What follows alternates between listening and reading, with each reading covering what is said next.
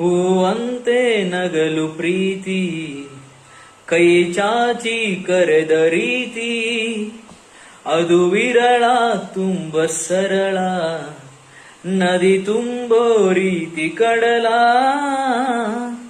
ನಾನು ಈಗ ಬೇಕಂತಲೇ ನಗಿಸೋಕೆ ಬಂದೆ ಶಾಕುಂತಲೇ, ನಿನ್ನ ಮೋಹಿಸುವಂತಲೇ ನೂರಾರು ಕನಸು ಹೂವಂತಲೇ.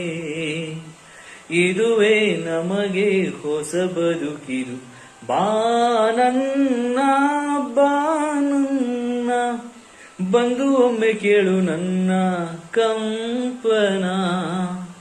ನಾನಿನ್ನ ಕೂಡಿ ಬಾಳಬೇಕು ಅನ್ನೋ ಆಸೆನಾ.